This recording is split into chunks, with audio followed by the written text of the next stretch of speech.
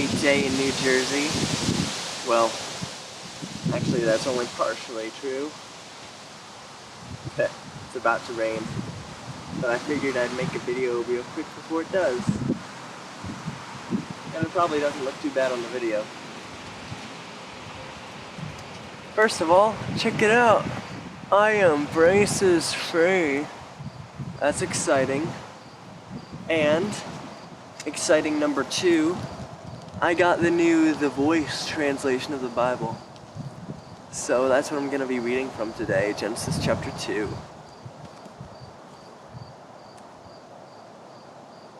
Let's see, let me find my spot.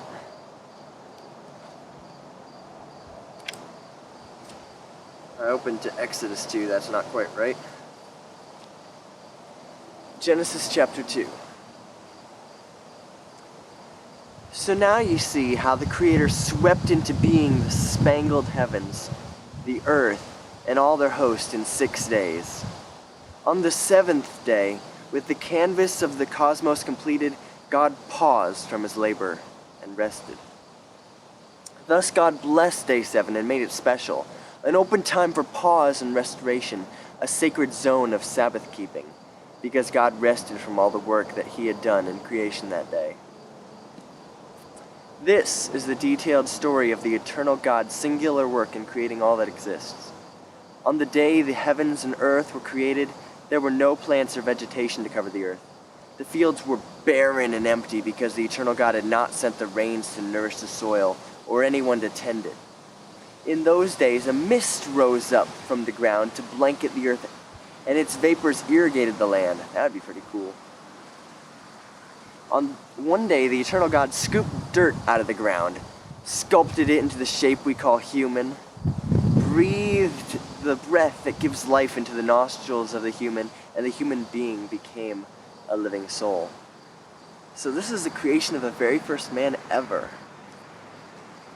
The eternal God planted a garden in the east in Eden, a place of utter delight, and placed the man whom he had sculpted there. In this garden, he made the ground pregnant with life, bursting forth with nourishing food and luxuriant beauty. He created trees, and in the center of this garden of delight stood the tree of life and the tree of the knowledge of good and evil. That'll become important later. A river flowed from Eden to irrigate the garden, and from there it separated into 4 smaller rivers.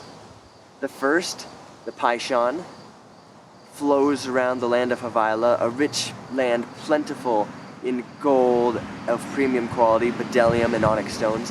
The second, the Gihon, flows around the entire land of Cush. That was the land at that time. The third, the Tigris, flows east of Assyria, and the fourth is the Euphrates. The eternal God placed the newly made man in the Garden of Eden in order to work the ground and care for it. He made certain demands of the man regarding life in the garden. Eat freely from all and any and all trees in the garden. I only require that you abstain from eating the fruit of one tree, the tree of the knowledge of good and evil. Beware, the day you eat the fruit of this tree, you will certainly die. You'll certainly die. So that's the warning. And then God thought, it is not good for the man to be alone, so I will create a companion for him, a perfectly suited partner. So, out of the ground, the man was made from. The eternal God sculpted every sort of animal and every sort of bird that flies up in the sky, and he brought them to the man and gave him the authority to name each creature as he saw fit. Whatever he decided to call it, that became its name. Pretty cool. Thus the man chose names for domesticated animals, for birds, and wild beasts, but none of these creatures was a right and proper partner for Adam. No wonder, they're a little bit different than he is. So the eternal God put him into a deep sleep, removed a rib from his side, ouch, and closed the flesh around the opening. Okay, so it's like God's performing surgery. He formed a woman from the rib taken out of the man and presented her to him. And Adam said, "At last, a suitable companion, A perfect partner. Bone from my bones, flesh from my flesh.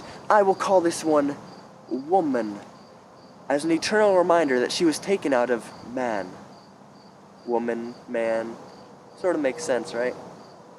Now this is the reason a man leaves his father and his mother and is united with his wife, and the two become one flesh. In those days, the man and his wife were both naked and were not ashamed. You'll see in the next chapter that they weren't ashamed because they had no conception of sin, of corruption, of anything besides innocence. They were completely pure and spotless. But for right now, that's all I got. So tune in next time. Peace, y'all.